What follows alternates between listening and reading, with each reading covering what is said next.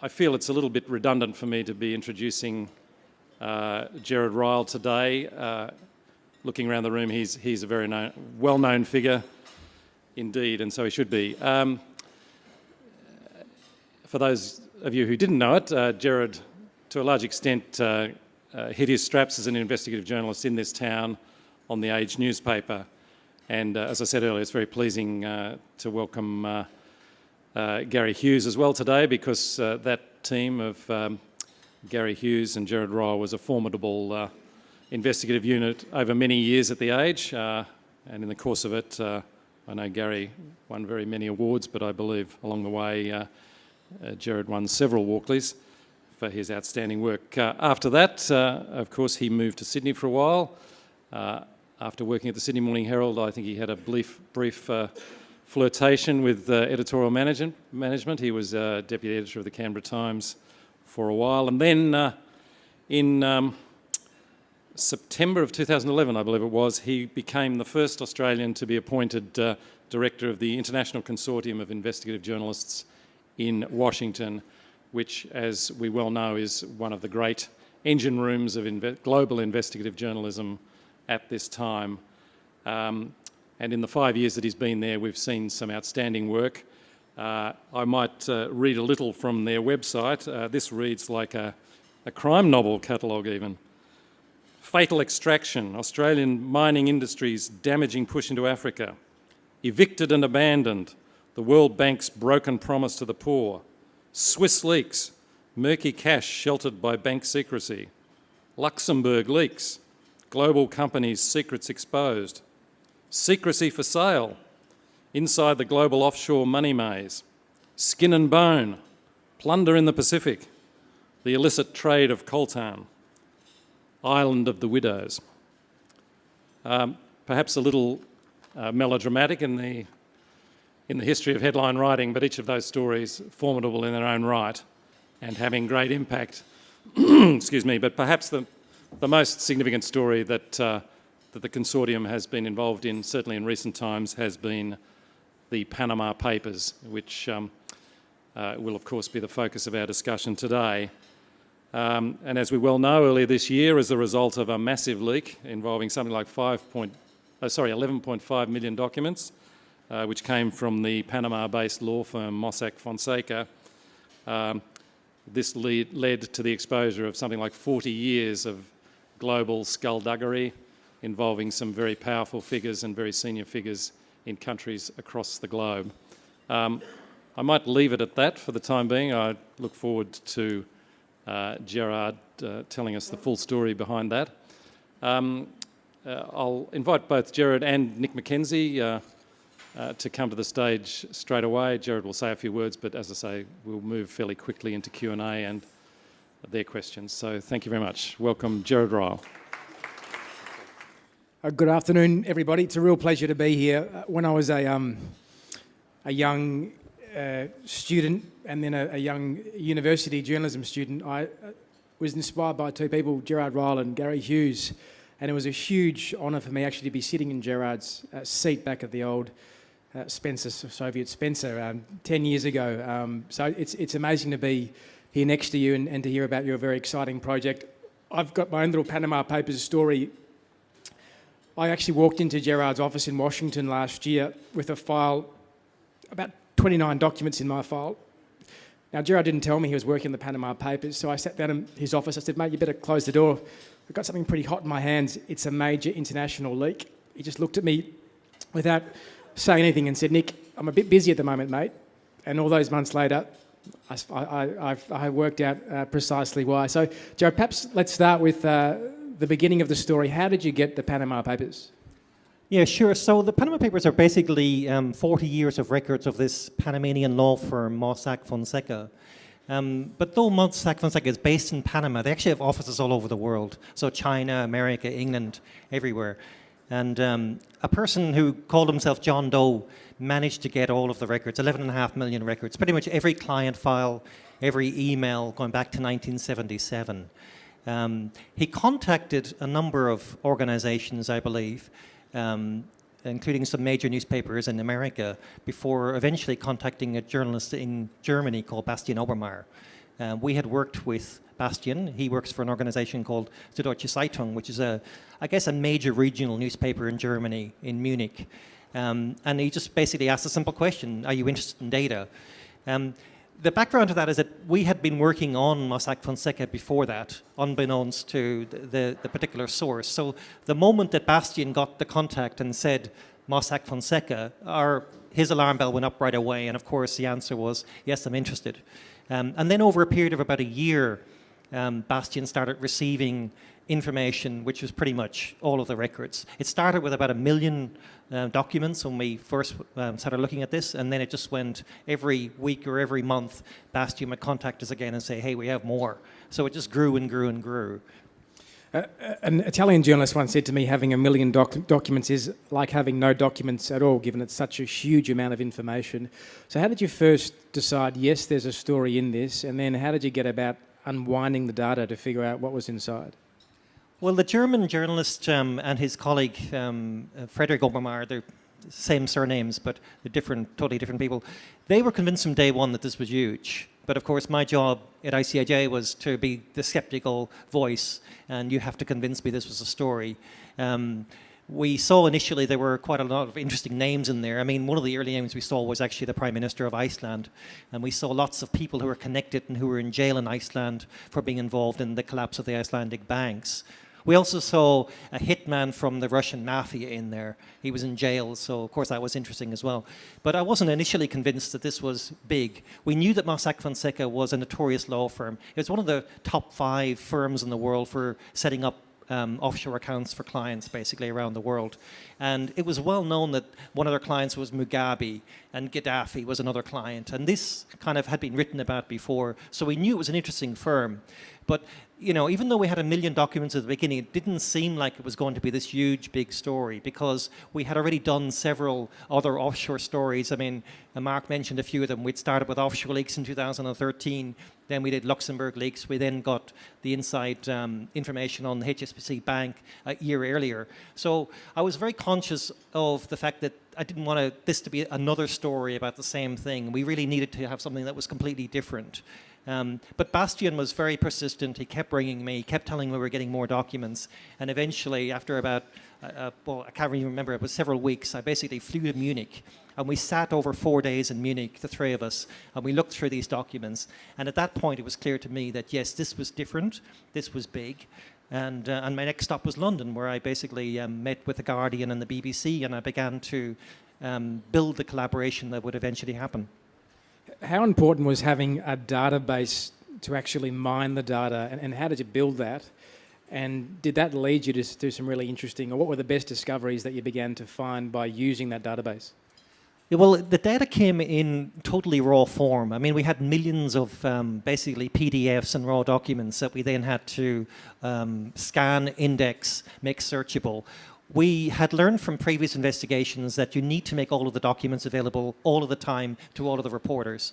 So we basically put everything up on a cloud from day one, and we began to index everything so that you could go in there from your laptop in your own country and search everything, a bit like a Google system, basically. We used software called, open source software called Blacklight, which is normally used for indexing material in libraries. So it was a librarian tool. And so we put all the documents up as they came in. We kept scanning them, we kept indexing them, and then we would pipe them down over the internet into the newsrooms. So, but yeah, we built that system. But I should also mention there is an Australian connection here, because the initial work we did was using software from Melbourne, a company called Nuix.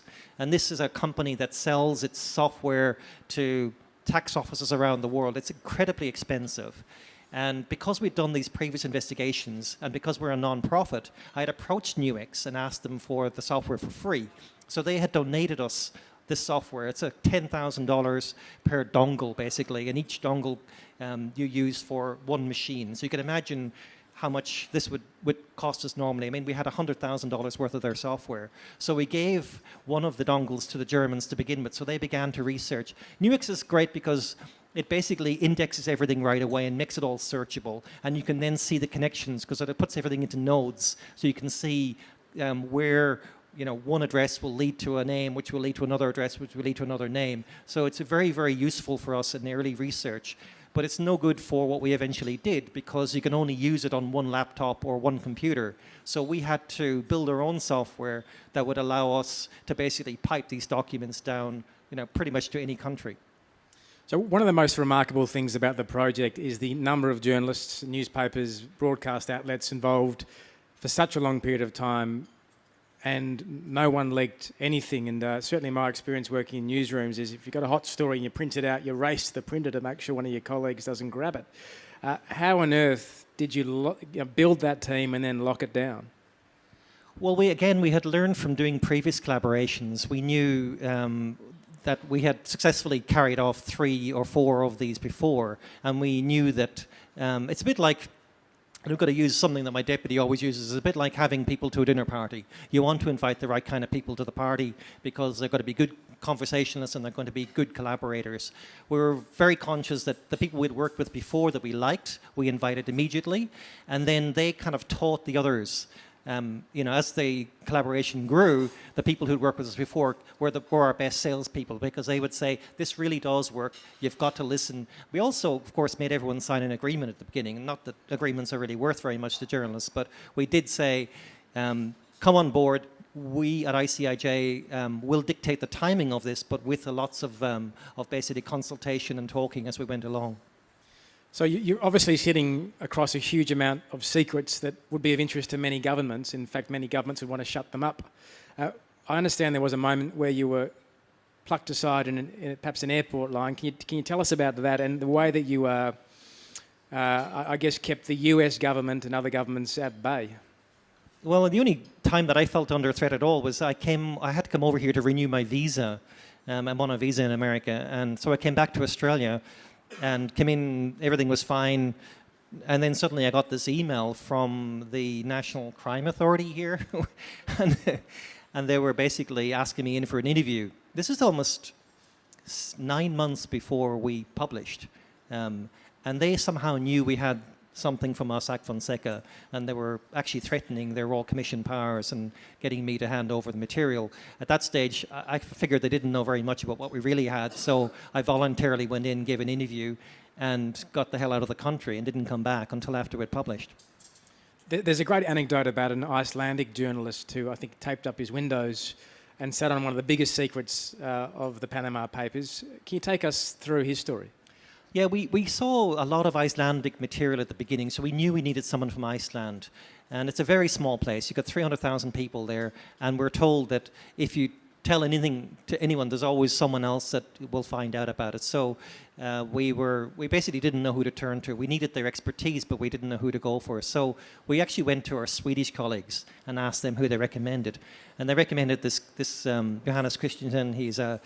Basically, he gave up work for 9 months to work on this. And he lived off the earnings of his wife, could tell no one about it. He did put tarps over the windows of his home so he could work at night, and he was terrified that someone would see in. Now, at the beginning, all we really had was that the sitting Icelandic Prime Minister could be linked to one of the companies. But it wasn't as exciting at the beginning as it eventually was, because this guy was a businessman before he became a politician, and the company predated him being a politician. So we had a lot of work to do on that story. And this guy actually, basically, to turn it into a story, he had to make sure that there was some sort of conflict there. So he went outside the documents and started researching to see whether this company had ever been declared. And according to Icelandic, the rules of Icelandic Parliament, you're actually supposed to declare these things. And he found the Prime Minister didn't. That was a good story. But where it became really interesting for us is that he went through all of the records of the collapse of the Icelandic banks and found that this offshore entity, Wintris Inc., it was called, was basically a large creditor of the banks. It had a financial interest in the banks, and here was the Prime Minister who had been elected to solve that financial crisis. And he had told no one that he himself had a financial interest in the policies that he was implementing. So at that point, it became a very good story.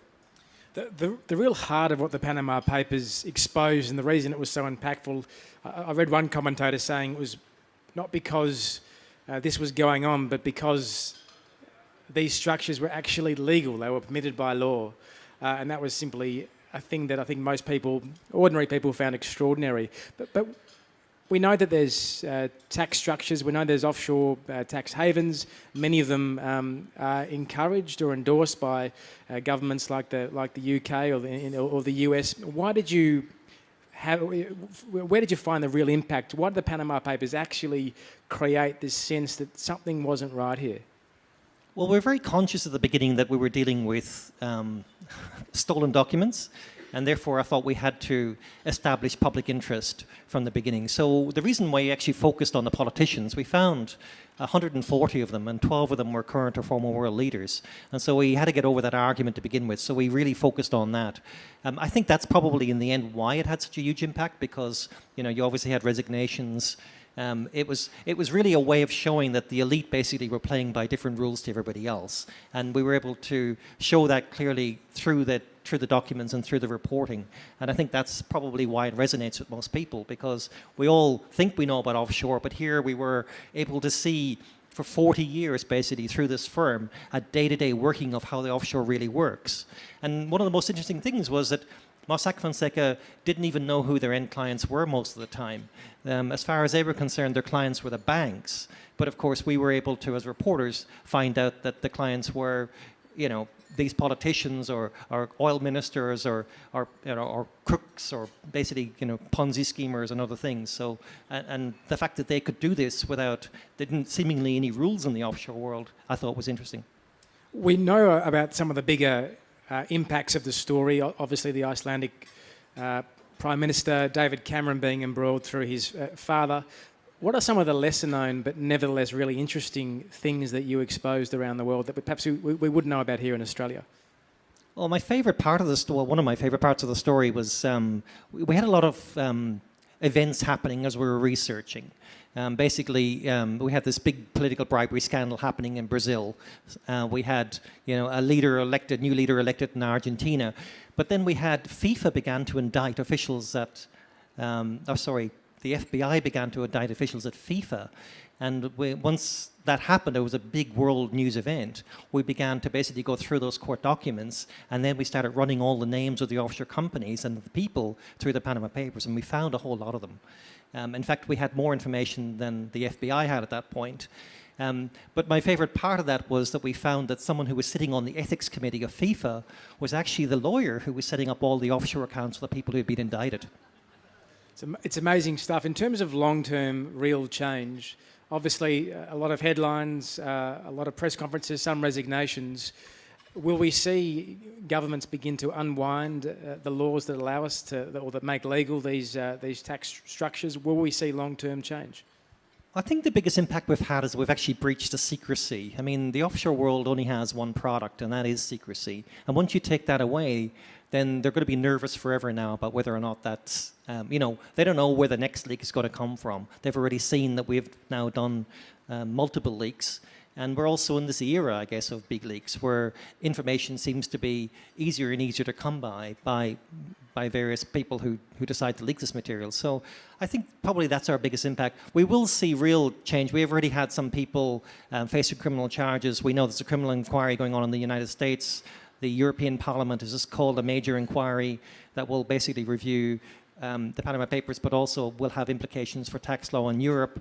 And then we just saw some changes in New Zealand and laws there. So, but sometimes these things take a long time to actually happen. You report the story, you don't have to have the burden of proof because you're a journalist, but then it takes a long time for that burden of proof to come through. We've had a lot of agencies contact us looking for the documents. And of course, our attitude is that we are not an arm of government, so we're not handing it over. So they're also, we're taking some flack from particularly the British government, who keep blaming us for the fact that they can't do anything because they can't get access to the documents. Why do you think it was a small NGO, your centre, which I think has less than 20-odd people, that harnessed this idea that you could produce effectively global, impactful journalism rather than a News Limited or a major media company, which would have had infinite resources, or at least the resources to set up a similar system? How come you guys have done it and us in the mainstream media really have been a bit behind the eight ball? Well, I think it helps being a sort of a neutral party. We are a non-profit, so we rely entirely on philanthropy to get funding. So you can be this sort of Switzerland basically in the middle and broker all these deals. But we're very careful when we're building our collaborations not to have any competing interests. So if we invite someone on board, we're not going to invite their main rival on board. So there's no incentive for anyone to actually break the deadline. And believe me, there were lots of little minor crises along the way where the pressures basically were there, particularly near the end. I mean, my biggest crisis point was a week before we published when the Kremlin held a press conference and denounced ICIJ as being an agent of the West. And this was it was as a result of all of these questions we'd actually put to associates of Vladimir Putin. And instead of asking or answering the questions, the Kremlin just called this press conference, and at that point they thought this story was all about Vladimir Putin and not about anyone else. And so they were basically claiming we were, the CIA, and this was a Western plot against Russia. And of course, you can imagine the pressure behind the scenes of all the editors around the world who were terrified that 9 months' work was going to go up in smoke, that basically Putin was telling the world that this major story was coming. And at that point, a lot of them actually wanted, or certainly some of them wanted to publish right away. So that's where I think being a neutral party in the middle, where we were able to say, no, we have to wait, and this is going to be a better story if we wait and we basically hold the line. And they all did, in fairness to them. People talk about this new era of journalism, the era of big data. We've seen, obviously, what you've done, WikiLeaks, and most recently, perhaps Vladimir Putin behind a hack in the US, picked up by WikiLeaks, wreaking havoc in the US election process, favouring, obviously, Donald Trump to some extent. Is this the future of journalism, or a future of journalism? But does it carry risks when you've got hackers, state entities, and a whole host of hidden agendas? I think it is one way forward in the future. I do think that we need to start to learn to work together, because you do get much bigger impact. But also, we don't have the resources anymore because, the business models that have sustained journalism are broken now. So we have to start looking at new ways. I feel very lucky in that I think that 5 years ago we wouldn't have been able to do this because people wouldn't have listened to me. I mean, I spent a lot of time, especially in the first 3 or 4 years at ICIJ, turning up cold to newsrooms, being, basically made to wait for hours at a time, getting in to see editors and reporters. But now more and more they're actually starting to listen because they can see that this is a way forward. It is a good way forward, but also it's not going to work though every time. You have to have the right story and the right idea. And I think if you do it, if you have the wrong idea and you try and execute it, it can end very badly. But I think one of the other lessons that I think we've learned is that we have very much applied technology to information. Half of the ICIJ team, we have 12 permanent staff, basically, 6 of who are contractors. 6 of them are actually computer engineers, and 6 of us are traditional journalists, as you would know it. I mean, I would see the computer engineers as real journalists. They write scripts. We were able to basically write a script that would allow us to search thousands and thousands of names all in one go, basically batch searching these documents. So you could get every name that was on the sanctions list from America, feed it into the Panama Papers, and within seconds you'd have all of these potential clues, which of course you then had to go through one by one to find the stories that were there. But it saves an awful lot of time. And I think one big breakthrough we've had is basically marrying, man and machine or woman and machine together. And I think this is a way forward for journalism. This might be an awkward question, but was the information stolen? Was it hacked? And does that matter? How did you overcome, if it was hacked or stolen, that ethical dilemma? I don't know who gave the information. The only person to have contact with John Doe was Bastian Obermeier in Germany. It was a big concern for me at the beginning. And I was thinking that maybe a lot of the newspapers and TV stations wouldn't go for the idea if they didn't know who the source was. But then I came back to Washington and had this great 1-hour session with our lawyer, and he just asked 2 questions basically. Did we steal it, or did we ask for it to be stolen? In other words, in any way, did we encourage it to be stolen? Once the answers were no, he just said, under American law, this is good to go, basically. I have to say, it's nice working in America because you have this First Amendment protection. It also stops people are wondering why haven't the governments bashed your door down and come in and taken the documents. They're not allowed to under American law, so it's a great place to be. You've got great protections. In terms of those defamation issues, and having just been sued by none other than the lovely Mick Gatto, Have you been sued? How many times? And is that a huge issue in the US and I guess elsewhere in terms of doing the work, given the amount of wealthy, powerful people who you outed in the Panama Papers? We haven't had a single lawsuit. We had one legal letter, which went away reasonably quickly. We've had a few people moaning and complaining because, as you know, we put a lot of the information later on the web in a searchable format. And this was the basic information, the names, the addresses, the offshore entities, because we're a great believer that this is the kind of basic information that should be made public. And again, we relied on American law for that, but also it was actually David Cameron, ironically, who gave us the go-ahead for that, because he had a press conference a few years ago at the White House after one of our previous stories where he said this basic information should be made public. So once he had said that, we were allowed to publish what is now known as the Offshore Leaks database. So we added all of the Panama Papers material to that, and it's now a free, searchable, I mean, it's the biggest resource, I think, in the offshore world, and we keep adding to it as we find new things. I read an article where you said, despite the success of the Panama Papers, you were still struggling to get funding, which I found absolutely staggering. Is that the case? And what does that say, I guess, about the future of these sorts of projects? Yeah, I mean, it's incredibly frustrating. I mean, coming from Fairfax into the non-profit world, I mean, it's got advantages and disadvantages. You're never sure where your next dollar is coming from. Yeah, the person who wrote the Icelandic story that basically cost the Prime Minister, I had to let go. The guy who wrote the story about all the artwork and the Russia story, I had to let him go. We basically ran out of money. I overspent getting this project to the wire. They were all contractors, but at the end of the Panama Papers, I had to say goodbye to 6 of the staff that worked on it because we had no money. Simple as that. So what's the future? Can you tell us the next big project you're working on? And if not, what is your... how do you repeat the success of the Panama Papers? And perhaps for journalists here in the room, I mean, how do we learn from what you've done? What should the editor of The Age or the Herald Sun or a journalist trying to have impact take away from this success and what you championed in the Panama Papers? Well, I'm a great believer in momentum, and I think that this wouldn't have happened if we hadn't done the previous stories. So I'm hoping that the success of the Panama Papers, the fact that it's now so well known, will actually attract people to our organization and will give me the next big story. I think once you stop, you lose that momentum, then you lose an awful lot. But I mean, for the future, I think as journalists, we've got to readjust our skills to cope with the new reality, which is that information is going to come in very, very large chunks to us. And we need to basically learn how to, whether it's we go out and we buy Nuix and software like that, or whether it's that we have to have engineers that can write scripts. I mean, newspapers or TV stations have got to, this is the reality. I mean, we're going to be dealing with large amounts of information.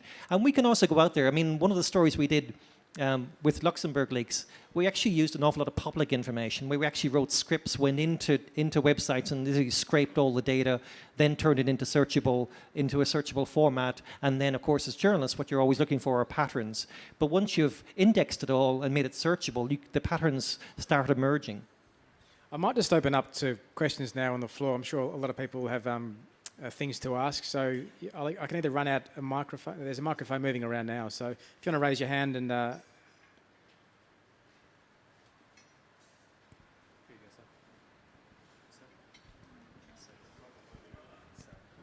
Tony Thomas, a blogger with Quadrant. What was the biggest fish that you found in Australia? And I vaguely recall that whoever it was said everything we did was legal. What's the beef? Yeah, I think, the point is that this is legal. The offshore world by itself, having an offshore company by itself is not illegal. But when, for instance, if you're a politician, you don't declare it, then it becomes an issue for you.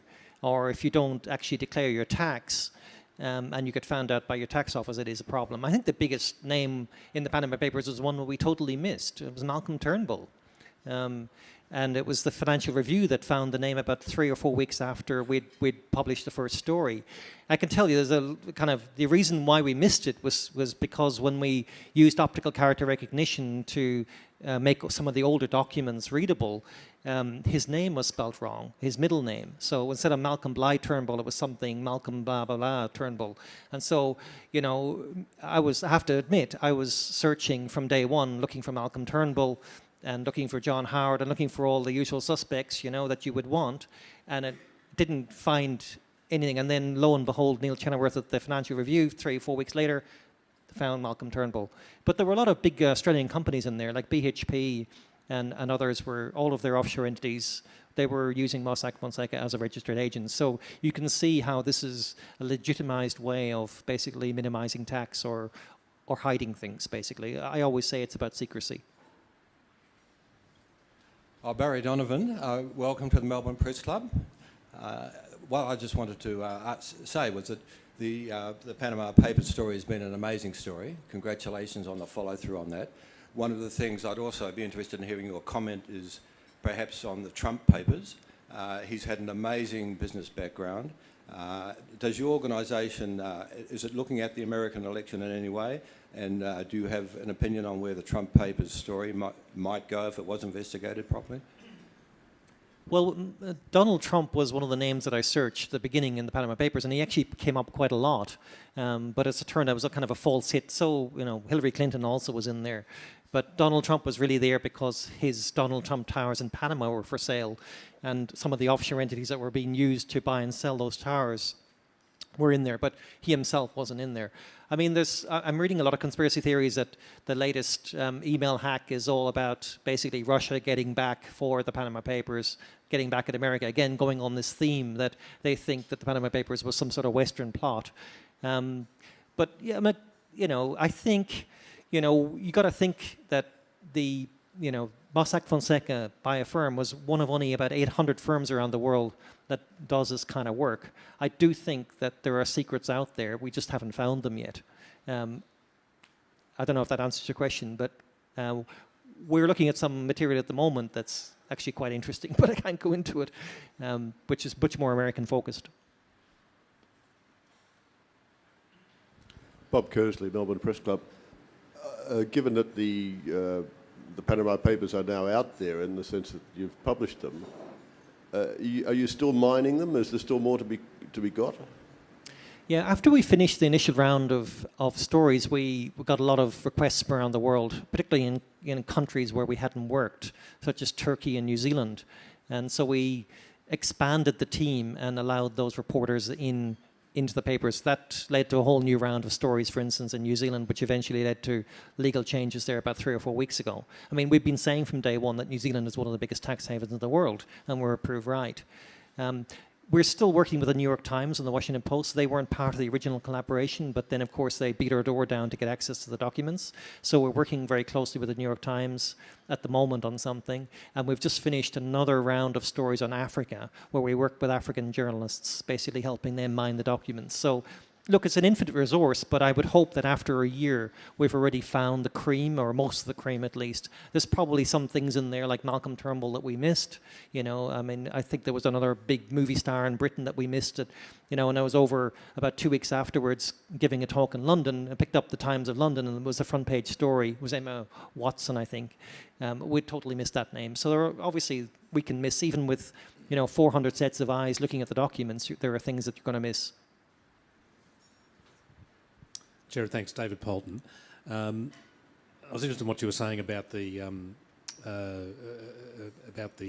request from the British government for the information. It doesn't sound like they were trying that hard if presumably there were journalists in England who would not be subject to American law who would have those documents. So that was an interesting comment. But if I could tease out what you were talking about in relation to not wanting to cooperate with, in effect, law enforcement, was the reason for that you felt that most of it was legal? And, for example, if the Icelandic Prime Minister had not resigned and there was evidence that he had broken the law, would that have changed your view about whether you were going to cooperate with law enforcement in those circumstances?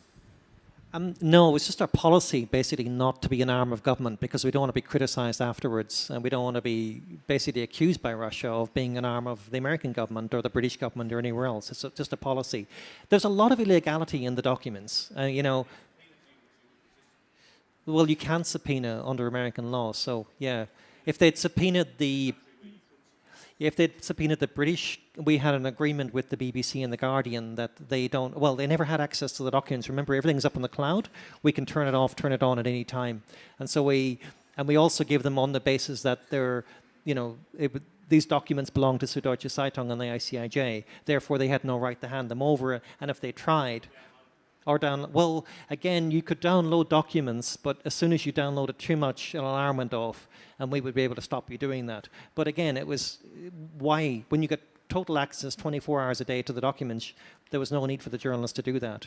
You know, the other point I keep making to the British is that after we published the story, Mossack Fonseca were actually raided by the Panamanian government. And all of the documents, everything from their office in Panama was taken, but no one has gone looking for it. I mean, the Panamanian government, because we worked with also journalists inside Panama, no one has requested it, which is amazing, because if they really wanted it, all they have to do is go to Panama and ask for it. It's there. Well, I mean, if you're looking at a much bigger picture of the offshore world, I can tell you that we saw an awful lot of financial flows out of poorer countries into richer countries. We found an awful lot of London property that was owned by offshore entities, a lot of property in Miami and New York and other places.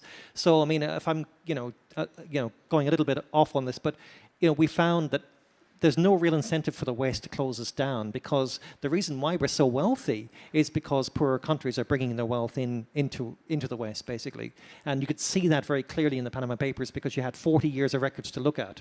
And you're able to find almost every corrupt dictator in the world in there in some way or other, and an awful lot of people from China, an awful lot of money coming out of China by princelings there, basically setting up offshore entities and then bringing their money out of China and buying property using the offshore entities, which of course they thought was anonymous until we got a hold of the papers. Cindy Christian, Gerard. A simple question. Did the media collaborators contribute financially to your organisation? No, they don't. We actually pay for everything ourselves through philanthropy. So we build all the tools, and we hire our reporters. So I had to hire extra journalists, the ones that had to let go afterwards for the duration of the project. Where they do contribute, though, and I think this is much bigger for me, because we were looking at should we be charging for our services. But I had I think 6 reporters from The Guardian for nearly a year working in London for me, effectively. I had the combination of all of their graphic artists, all of their photographers, and if you multiply that across the world to Le Monde, Süddeutsche themselves, they had about 50 people working on it in the end. So we had 400 reporters working on the project, and I was only paying for 20 of them. So I think it's a good deal. And I also never see ICIJ as a primary publisher. I see us as a service. So the publishers are the media partners. And I can tell you, they all did particularly well out of it. I mean, the BBC tell me they doubled their web traffic because of the Panama Papers. It was the biggest story since 2013. So, and I know that Süddeutsche did incredibly well. Le Monde had special editions; they were being sold out. So they all do well, but they also contributed in kind, basically. Congratulations, Gerard. Joe Chandler. Picking up from the last question, obviously what you're talking about is all this heavy lifting that used to be done by old newsrooms now being picked up by not-for-profits and philanthropics. From this distance, one of the problems we've got in Australia is we just simply don't have that same ethic of philanthropy generally, and certainly as someone who's approached various individuals and organisations around seeing journalism as an area worthy of philanthropic support, you get a very blank stare often. I'm wondering what suggestions or lessons you have about trying to have this discussion in the Australian context about the place of philanthropy and not-for-profits in supporting journalism. Well, I think America is different to everywhere else, and the reason why there are so many non-profits in America is that you can actually, it's the only country in the world where you can donate money and get a tax deduction for journalism, because it's a charitable status, basically 501c3, which is what we are. We're a charitable status in America. You can't do that here. You have to, you literally cannot do it, simple as that. So if you give money, we get money from Graham Wood, who's a philanthropist here, and he literally has to write the check and give us the money. He doesn't get any tax deduction for it. If he was able to get a tax deduction, we'd get twice as much. So I think the debate is really about, you really need to start pressuring the government here to allow this to happen if this is, which I think it has to at some point or other, because as the media is basically dying and is not doing this kind of work, I think there is a need for it. But if you want people to contribute, and I have to say I spend about a third of my time trying to raise money, there has to be an incentive for them to do it. And in America there is. I mean, I sometimes donate money myself to my own organisation and get a tax deduction for it, because it's just worth my while doing it. So we have to persuade rich individuals, corporations and politicians that it's in their interest to encourage good journalism. Well, I think it is, and I think that, you know, in Europe the whole picture is changing there. The European Union is now starting to fund journalism. It's actually set up hands-off money for journalism. It's a European Journalism Fund. We haven't managed to get any money from them yet, but again, you know, because we're not based in Europe. But it's the whole shift. There is a shift out there in the world that hasn't happened here, and I don't know whether it's just because, you know, the crisis isn't big enough here, or the journalists aren't shouting loudly enough yet. Alive? Yeah. We're nearly out of time, but I might pitch one in too. Do you have no hope for the future of investigative journalism in the traditional model, or do you think it can be sustainable? I mean, you've worked with some of the biggest brands in international journalism. Do they have a confidence that they can sustain it, or is it just too big? It's going to have to devolve to organisations such as yours? I'm not really sure. I just think we've got to keep innovating until we find a solution. I don't think anyone has a solution out there. All of the issues we have here in Australia are basically reflected everywhere you go. And we go to all these different newsrooms and they all have the same complaints and the same moans and the same concerns about the future. The editors all seem to be the same. The people running them all seem to be the same. And the journalists all still want to do this kind of work, but they haven't got the time or they've resources to do it. I don't know what the solution is. All I can say is we need to continue to innovate until we basically find some sort of business model. I'm convinced that there is a business model in there in information itself, but of course it's never been tested. And you know, until you test something, you don't know whether it's going to work. Okay, any final questions? Yep. How's Mossack Fonseca doing now? Are they still in business? Yeah, Mossack Fonseca are still going. They've had to close down a lot of their offices. They've closed 3 of their offices now. They've had to resign from hundreds of companies around the world, particularly in America. They're under criminal investigation in America. But they've been very strongly attacking us. They've been basically saying that this is an attack on free speech. I remember being invited recently to a conference in Miami, and Ramon Fonseca was invited to be on the stage with me, and he refused on the basis that he said he didn't want me on the same stage as a criminal. Andrea Carson from University of Melbourne. I was wondering if you could reflect on some of the things that you might have been looking at with sunshine journalism as it was expressed through WikiLeaks and what they did with the Iraq war logs and the Afghan war logs, bringing together journalists together under a partnership there, and then doing radical transparency of providing all that information online for people to sift through, and whether you looked at that model and worked out improvements or perhaps other ways that you could improve upon it. I think we work very differently to WikiLeaks. When we get information like this, we believe that you need to apply journalism ethics and journalism practice to the documents and go outside the documents, put context around what you're seeing. We don't publish all of the documents, that's our basic business model. We give it to the journalists, we let them find the stories and then report on it, whereas WikiLeaks just basically dumps everything out there. So I see us as an opportunity to basically reclaim this ground for journalism. I really believe that when WikiLeaks first came on board, they really gave journalism a kick where it really needed it. But it's taken us a while to react, and I do think that it's been a very deliberate policy for us now to have an alternative. We are now the alternative to WikiLeaks out there. It is a different model. They attack us all the time. And you know, when we were publishing, they keep saying that this is not transparency if you only publish X number of documents. And Julian Assange seems particularly angry at me because he doesn't like what I say about them. And I have to say, I really think that they do a great job. And I'll say it again. But obviously we're a threat to them, and this is where it's going.